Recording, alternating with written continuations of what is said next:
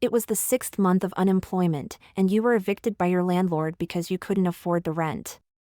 With nowhere else to turn, you nervously dialed that number for the first time, the one that always frightened you just by looking at it. Beep, beep. The call connected quickly. Before the person on the other end could say anything, you lowered your head and shakily said, "Hello, may I ask if you could let me stay for a while?" There was no response from the other side. For a moment, the line was so quiet that you could only hear each other's breathing. Thinking he didn't want to help, you panicked and hurriedly tried to convince him. I won't bother you for long. As soon as I find a new place, I'll move out. And I can cook, clean, do laundry. I barely eat, and I don't use much. The more you spoke, the weaker your voice became. Honestly, if you had any money at all, you wouldn't have called. But before finding your next job, you might have to live like this for quite some time. You really didn't want to end up sleeping under a bridge, so you clung to a tiny glimmer of hope. Now you felt like you were asking too much. No one would want to take in a burden, even if he was the creep who had been harassing you for so long. Sorry for bothering you. Sit at the bus stop nearby. I'll come get you. The two voices overlapped and surprisingly sounded harmonious. Things took an unexpected turn. You were just about to hang up in disappointment when suddenly he said he was coming to get you, and your heart soared from rock bottom to the peak. Thank you so much. Overwhelmed, you didn't know what else to say, so you kept stammering your thanks over and over to show your gratitude. You thought you heard a quiet chuckle from him. His deep, magnetic voice mixed with the static in the call, sending shivers down your spine. You felt your face grow warm. After hanging up, you covered your flushed cheeks and sat dizzy and dazed on a bench at the bus stop. Turns out that gentleman was so kind you thought you must have misunderstood him before. Someone that good surely had a reason for what he had done to you. His voice was really pleasant too. Thinking back, you suddenly regretted ignoring all the calls from him out of fear. Feeling a mix of hope, gratitude, and a jumble of other emotions, you waited for his car. It didn't take long, he arrived quickly. The figure stepping out of the car was at least 2 heads taller than you. When he stood close to help with your dropped luggage, his shadow easily covered your entire body, completely blocking out the light.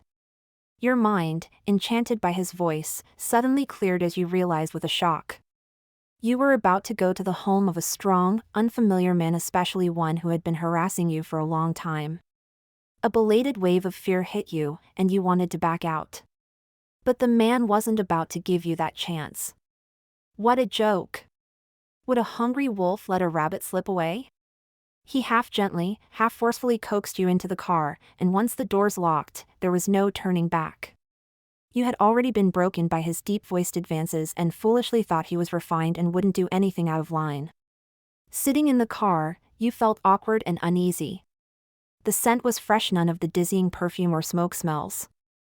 The soft leather passenger seat was comfortable, and the ride was so smooth that it barely felt like the car was moving. All of it so upscale, it felt out of place with you. You unconsciously grabbed the hem of your t-shirt, your slender legs tangled and shrinking back under your faded jeans. You stole a glance at the man beside you.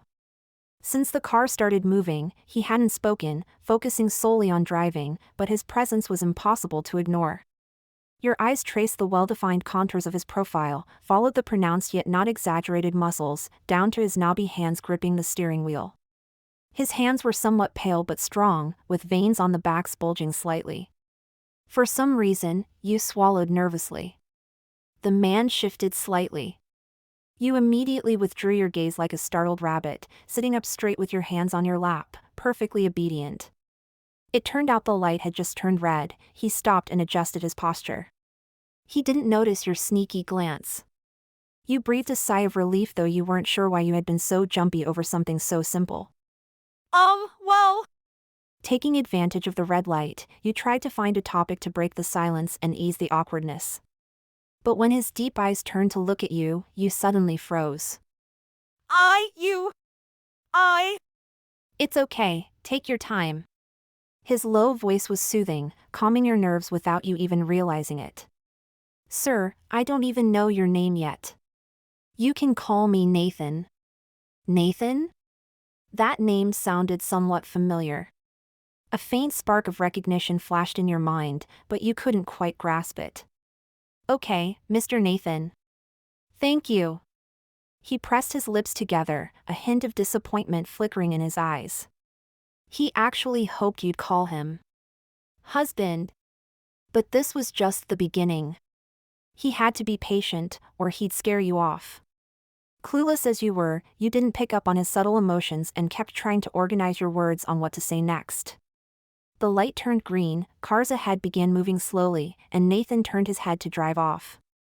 Mr. Nathan, you're really kind. I'll repay you.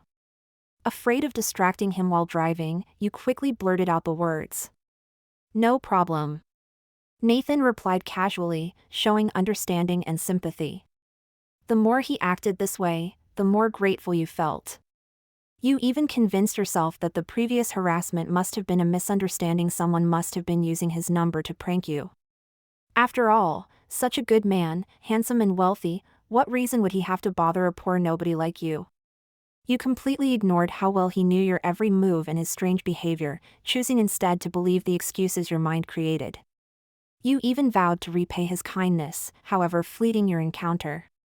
After his reply, silence filled the car again.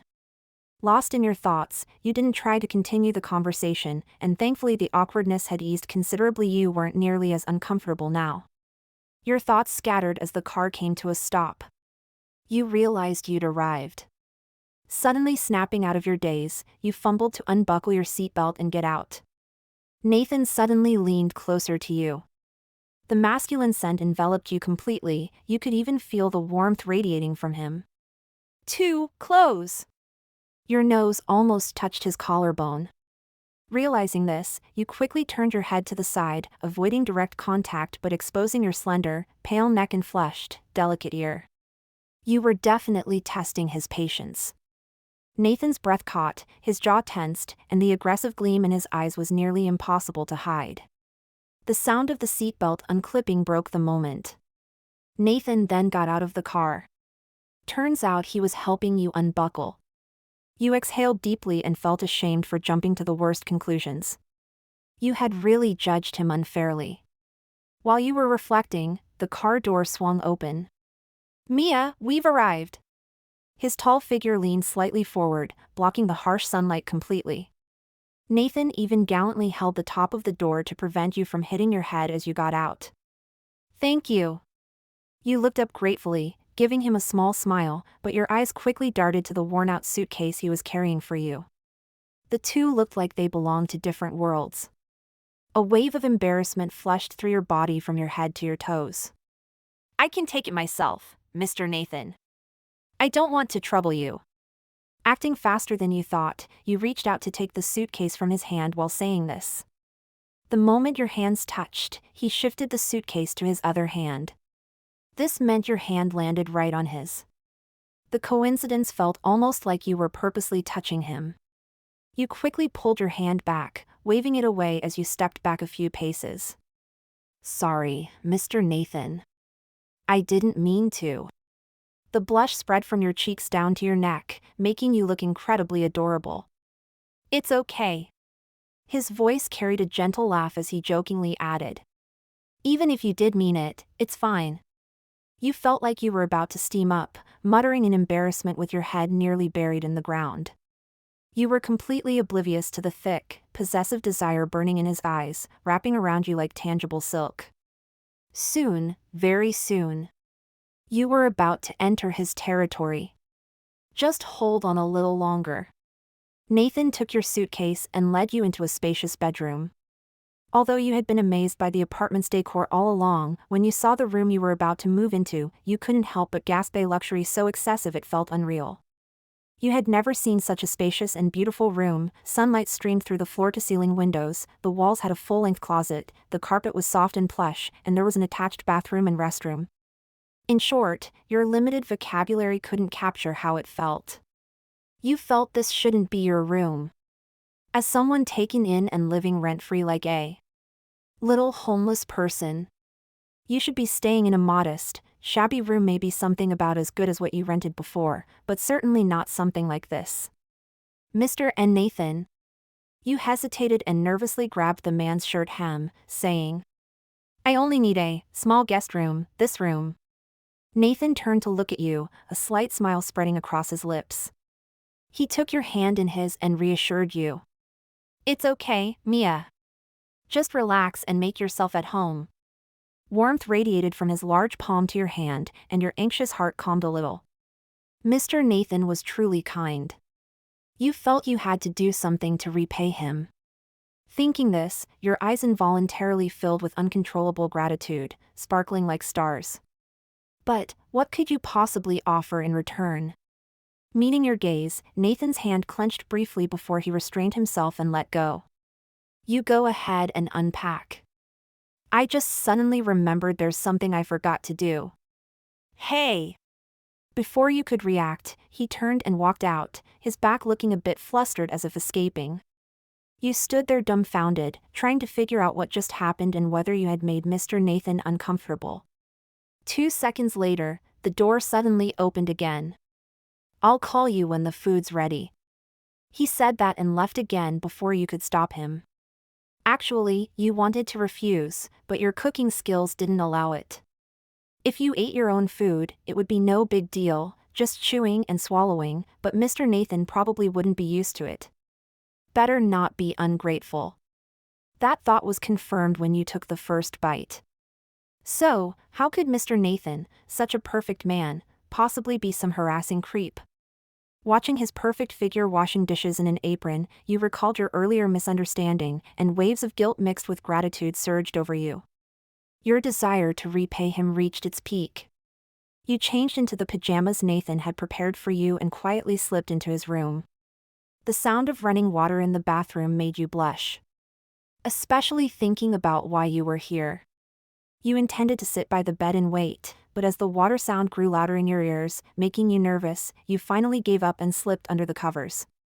You sank into the soft bed. The blanket muffled some outside noise, but your heartbeat became even harder to hide. Thump, thump. The water stopped, leaving only your heartbeat. Creak squeak dash! Mr. Nathan was opening the door. Quiet rustling sounds drew closer. Then, they stopped. You instinctively held your breath. A hand touched the edge of the blanket and gently pulled it back. His striking, handsome face appeared before you, lit by a harsh ceiling light that made your eyes squint, tears welling up, blurring his expression. The man remained still for a moment. Nervous, you clutched the edge of the blanket and whispered, Mr. Nathan, He stopped you. A finger pressed softly against your pink lips, silencing your unfinished words. You don't have to do this. He seemed to smile slightly. It's okay, Mia. He carefully tucked the blanket back over you, then got up to pour a glass of milk and handed it to you. Rest well here tonight.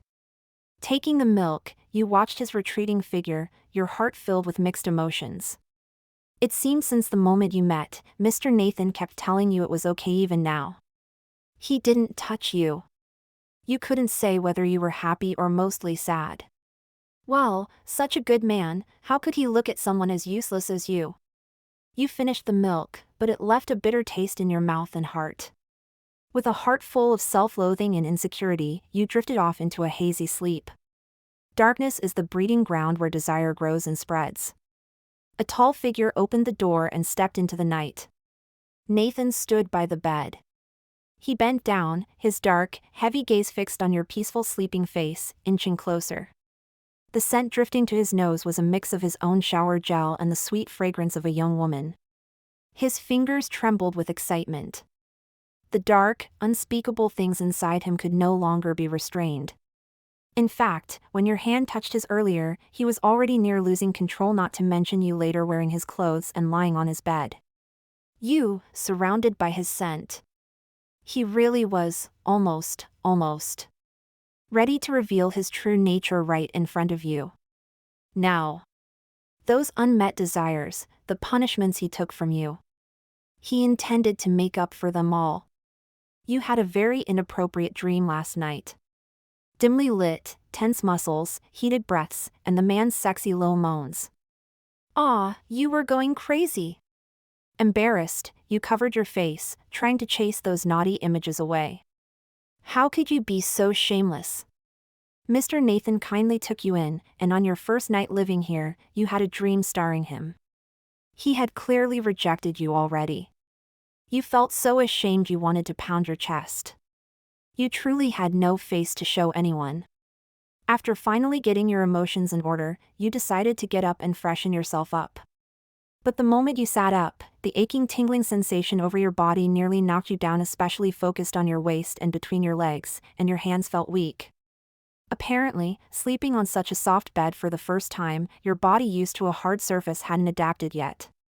You mocked yourself as a wild boar that couldn't digest fine grain. Forcing yourself up, you made your way to the bathroom. Your reflection in the mirror was pale and weak, your features barely holding up, but that wasn't the point. You stared at your lips, usually pale from malnutrition, but today unusually red, slightly swollen, making your otherwise dull face look lively and fresh. Late realization of the sting spread to your nerves, and you touched the spot, puzzled. Was it a mosquito? Of course, it was mosquito season in summer, so those damn mosquitoes caused it. At breakfast, you cautiously asked Mr. Nathan for mosquito repellent. Seeing his surprised look, you blushed once again. There were mosquitoes in the room last night, and I got bitten. To make it believable, you pointed to the bitten spots on your skin. Sorry, Mia, I didn't think it through well enough. Nathan looked at you with guilt and concern, even leaning over to gently hold your chin to inspect. His rough fingertips brushed your lower lip. You felt a bit uncomfortable but didn't want to reject his kindness, so you endured it until he was satisfied and withdrew his hand. We don't have mosquito coils now, but there's another kind of mosquito incense at home you can use for now. He sincerely offered a solution, and you naturally agreed. But judging from how you felt when you woke up later, the incense didn't work very well either. Still, you felt too embarrassed to trouble Nathan again, so you decided to endure it until it got cold. Days passed, and you gradually got used to living at Nathan's place. He was so good to you, better than you could believe. It was the happiest time of your life. You had almost no troubles except the job applications you sent never got responses. How were you going to repay such kindness like this? You often felt anxious about it and even suggested moving out to stop troubling Nathan. But whenever you had that thought, he would quickly notice and put on a very apologetic expression, asking if he had done something wrong. You would quickly deny it and continue to anxiously enjoy everything Nathan gave you. This cycle repeated, and unknowingly, you became more and more dependent on Nathan, even feeling reluctant every time he went to work. You thought you had fallen in love with him. Like a wild weed nurtured into a delicate orchid indoors, it's natural to fall for the caretaker. You initially wanted to keep this affection hidden. After all, the gap between you two was too big, and you didn't want things to become awkward. But on your birthday, Nathan smiled and gave you a wish. You can ask for anything you want. His words seemed to carry a hidden meaning. The candlelight reflected gently in his eyes, and at that moment, you felt the small flame deep inside you begin to flare wildly. Maybe you should give it a try? After all, he said you could ask for anything. You were probably starting to feel a little entitled. But Nathan always liked your boldness, especially when it was directed at him. His arms wrapped around you, and his slow, tender kisses were proof enough. You spent a wild night together. The next day, he took you to get your marriage license. When you held the small red booklet in your hand, you were still a bit stunned. Your fingers unconsciously brushed the ring on your ring finger that was the one Nathan slipped onto your hand during last night's embrace. What's wrong, wife? Noticing your distracted look, Nathan asked, tilting his head. And nothing, Mr. Nathan. Hearing the new title, you blushed softly. You had a home now. 6 years after your mother passed away, your partner had rebuilt a home for you. Just the thought of it made a warm sweetness well up inside your heart. Why are you still calling me Mr. Nathan? Nathan teased with a playful yet serious tone. What should you be calling me now? Think carefully, wife. Don't get it wrong. Husband. You mumbled the word shyly,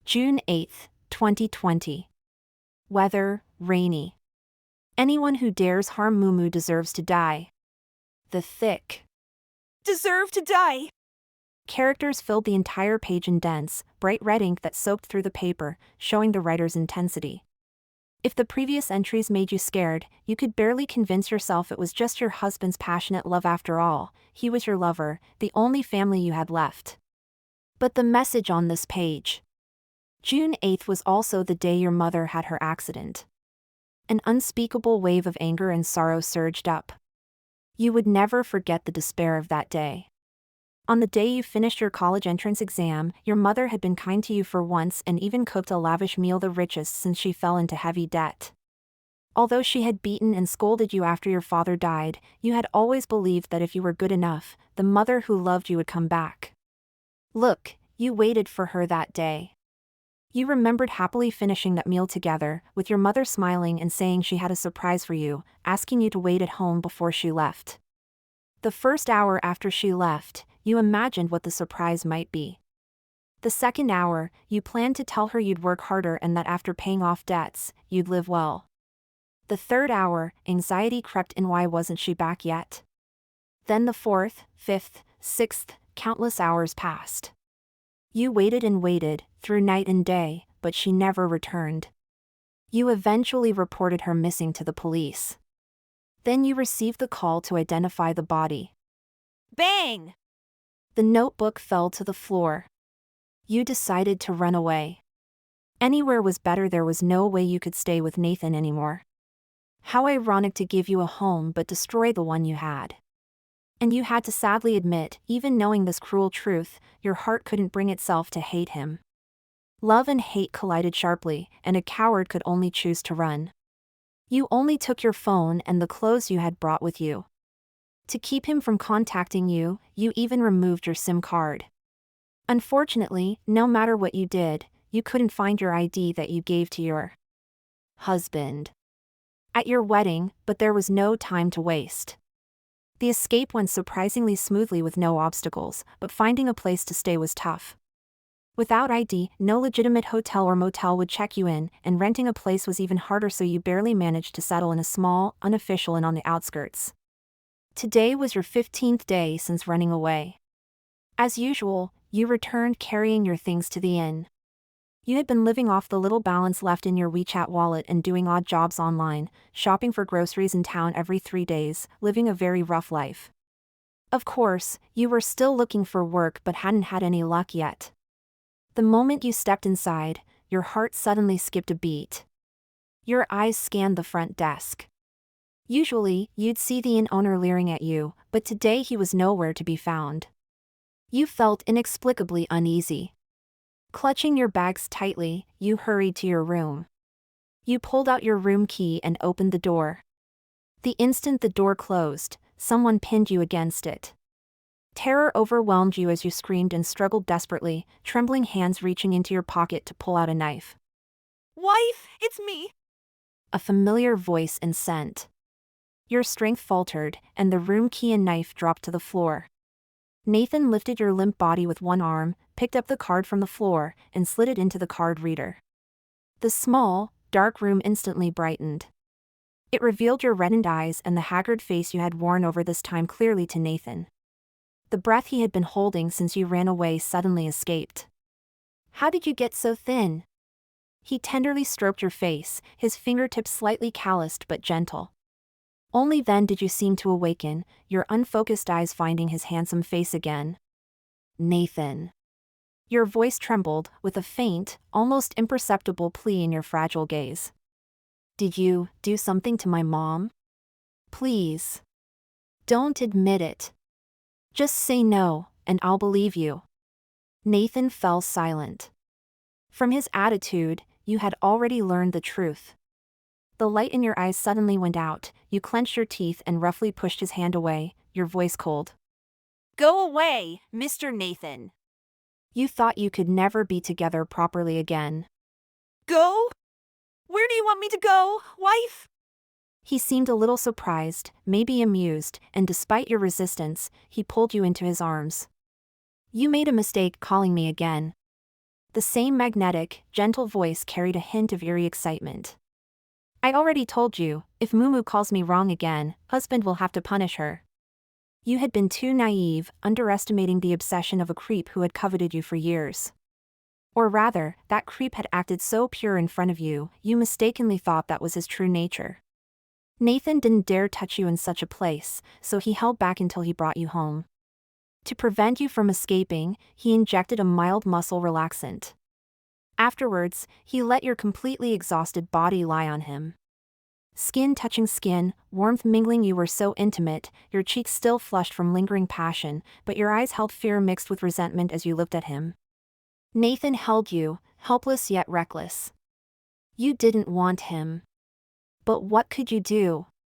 15 days was the maximum he could give you, the limit for you to accept these things. And he didn't want to tell you about those disgusting things and make you sad. So whatever. Hate or fear, you were too soft-hearted and would forgive him one day. Until then, he would keep clinging to you.